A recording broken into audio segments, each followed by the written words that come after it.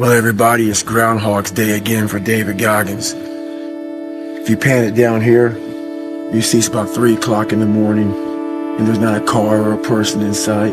If you pan over here, it's the same thing. Not a car or a person in sight. People want to know where I find my strength at, where I get my strength. I get it from a lot of places, but right now, this morning, I'm getting it from, there's not a motherfucker that's up. There's not a car, there's not a person. Everybody's in their bed, sleep, dreading that it's a Monday, hate it's a Monday, and I'm loving it. I'm loving that. Where everybody's getting weaker, I'm getting stronger. It's not about the running, the swimming, the push-ups, the sit-ups. It's about what those things do for your mentality. You don't get better on the daggone couch. You get better by coming out here and getting the fuck after it every daggone day. Stay hard. It's funny, man. People want to know how I'm always motivated. It's the unseen work. Like, I'm out running at 2 o'clock in the morning, 1 o'clock in the morning, in the gym, long sessions by myself. That's real. How I'm able to just extract dopamine, the good dopamine whenever I want. Man, I've trained 99% of my life alone. No one pat me on the back. I did all of the work alone. And while I'm still hard on myself, I know what I did. So whenever times get bad for me, people, all this, who's gonna carry the bolts and that's real. I hate that people know me for that guy, because that guy is not every fucking day. Like, when they see me, they want that energy. That's not me every day. I can extract it immediately when I need to, because when you train alone, and I lived alone for so many years in this misery, and you're able to get out by yourself, I can take myself to such a level of real passion and purpose. And like, the feeling I get is something I can't even explain by myself. I don't need anyone. That's why people come to me to motivate them. No one can motivate me.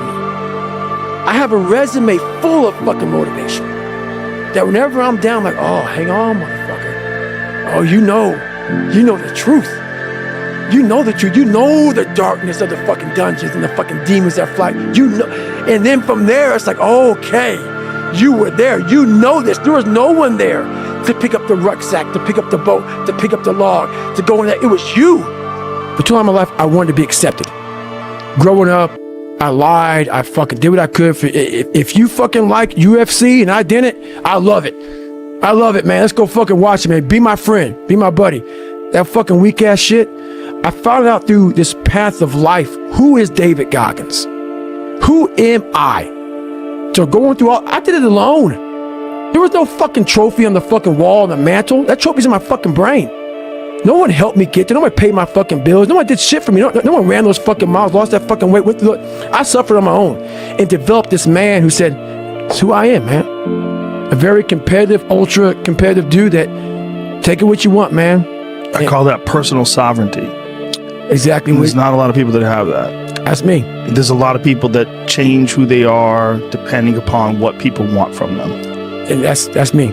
Yeah, that's important, man. And most people struggle their whole life to find out who they are. Struggle their whole life to find out what defines them, what they actually enjoy and what they don't. You start putting yourself in situations that suck, you'll find yourself. Yeah. You'll find it real quick. If you whatever the hell you're going through, it takes a lot of patience, a lot of time, and a lot of pitfalls, a lot of plateaus. You're gonna hit so many fucking plateaus. If you don't know how to get around that plateau, it's not gonna happen fast. Mm-hmm. Yeah, everybody wants the hack. Yeah, everybody wants the hack. There is no hack, man. They have the woe is me mentality. It's too hard. Life isn't fair. These things in life are not easy for me. You look to your left, you look to your right, and you start to judge yourself off other people.